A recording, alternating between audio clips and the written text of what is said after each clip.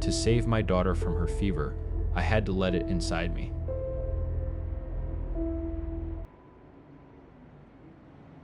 The only sound in this house for 3 days has been the static hiss from a baby monitor and my daughter's shallow breaths. My wife Zora went to her mother's, just for the weekend. I was supposed to hold down the fort, work from home, and keep our daughter, Anja, happy.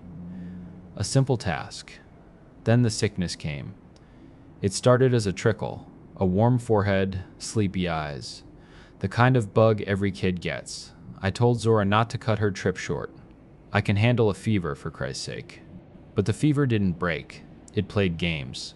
It would recede, giving me a few hours of hope, letting Anja sit up and ask for juice. Then it would surge back, hotter than before, pulling her back under. She's been a ghost in her own bed for 2 days now. I've been living on the couch, the baby monitor my only companion, its low hum a constant reminder of how empty the house feels. The first time I heard her, I was half asleep, dreaming of ocean waves turning to static. A whisper crackled through the speaker, faint, fragile. "Daddy." I was in her room before I was fully awake. The night light threw long shadows across the walls, but she was deep in sleep, her chest rising and falling in that slow, sick rhythm. Her hair was pasted to her forehead with sweat. I smoothed it back, my thumb brushing against her temple. She didn't stir. She looked so peaceful, I couldn't bring myself to wake her for the thermometer. Must have been a dream, or feedback from the cheap old monitor. My mind playing tricks. I went back to the couch and listened to the static until the sun came up. The next night, it got worse. I put Anja down around 8. She was completely wrung out. A fever, a headache that made her cry if I turned the lights on too bright, limbs that ached. The medicine wasn't touching it. Sleep was the only thing left. She was out cold before her head even hit the pillow. I set up my post on the couch, plugged in the monitor, and closed my eyes, praying for a quiet night. I woke up with a jolt, my heart pounding against my ribs. It wasn't a whisper this time. It was a cry, sharp and clear. "Daddy." "It's so dark in here, I'm coming, sweetie," I shouted, kicking off the blanket. I flew down the hall and threw her door open, expecting to see her standing in her crib, terrified. She was lying flat on her back, perfectly still, asleep. The air went out of my lungs. I stood there in the doorway, my brain trying to catch up. The only sounds were the white noise machine and Anja's soft, even breathing. I crept closer, leaning over the rail of her crib. Not a twitch. I know what I heard. I fucking know it. This wasn't exhaustion. This was real. I went back to the living room, my hands shaking. Sleep talking? Night terrors? What the hell was going on? Maybe I was the one getting sick, a fever dream of my own. My head did feel a little fuzzy. I had just managed to calm my breathing, to tell myself it was nothing, when the monitor crackled again. This time, it was a whimper, a sound of pure pain. "Daddy, it hurts." I didn't call out. I just ran. I nearly tore the door from its frame. She was still asleep. I couldn't take it anymore. She had to be talking in her sleep. The fever must be getting worse. I had to know. I reached into the crib to feel her forehead. The second my skin made contact, a jolt, like grabbing a live wire, shot up my arm. An impossible, searing heat. I snatched my hand back with a yell. My whole palm screamed in agony. I stared at it under the dim glow of the night light. A spiderweb of angry red lines pulsed across my skin, a map of shattered glass. It was a burn. A fucking burn. My daughter was hot enough to brand me. She needed a hospital. Now. I didn't think. I just moved.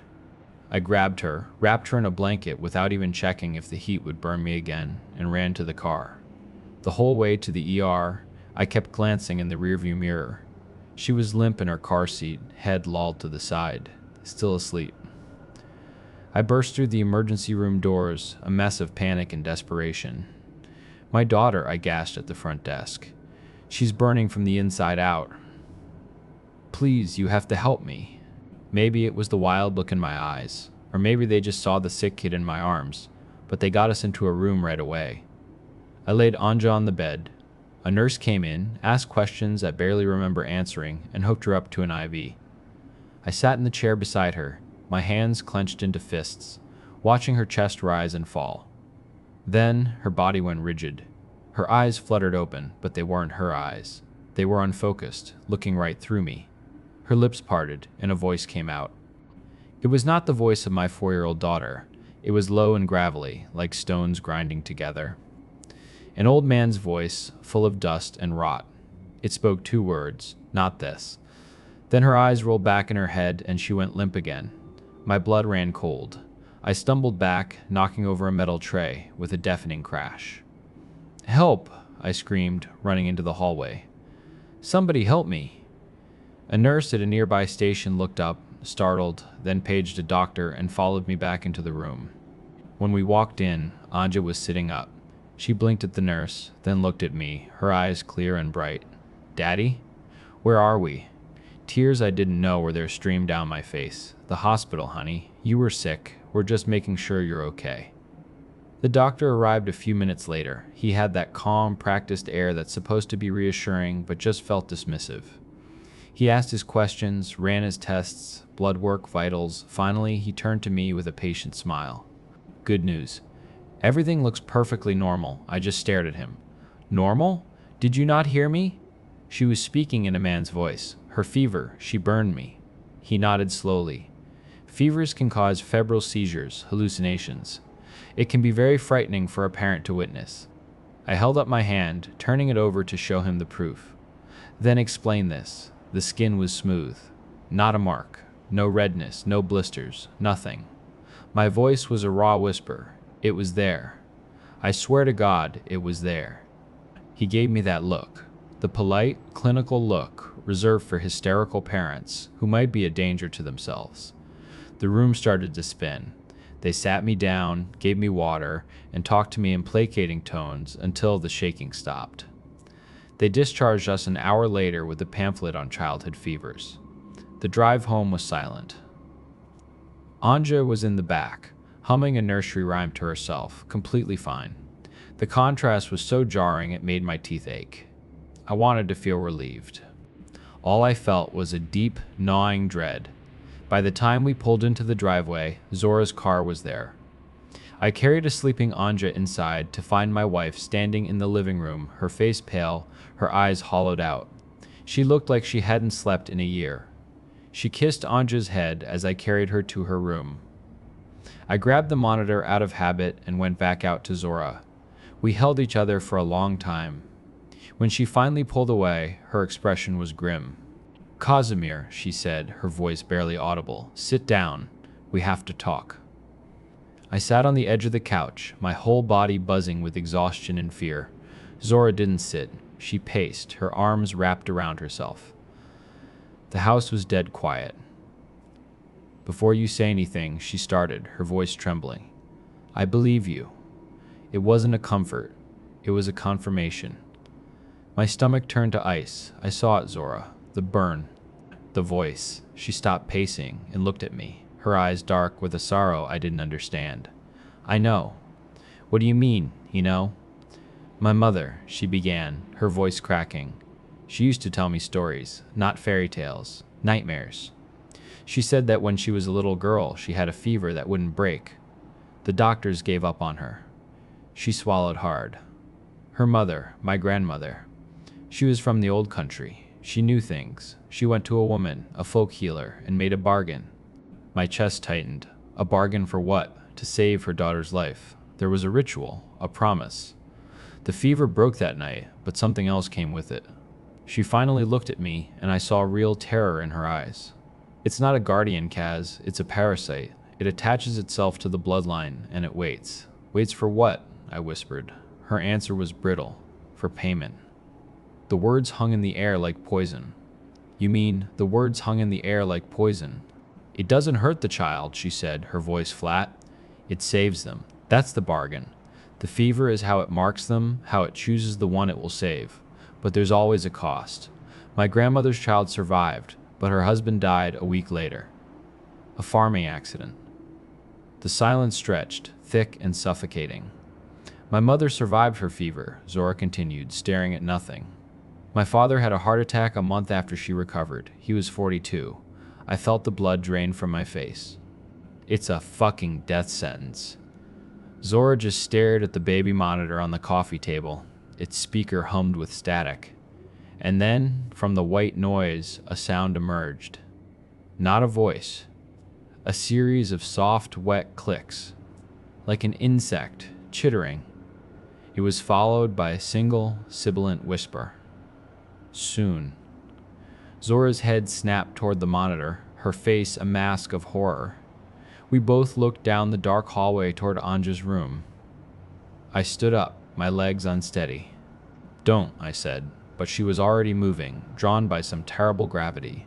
She stopped at the threshold of Anja's room. The night light cast a sickly orange glow. Our daughter was a small, still shape in her crib. She's going to be okay, Zora whispered, a prayer she didn't believe.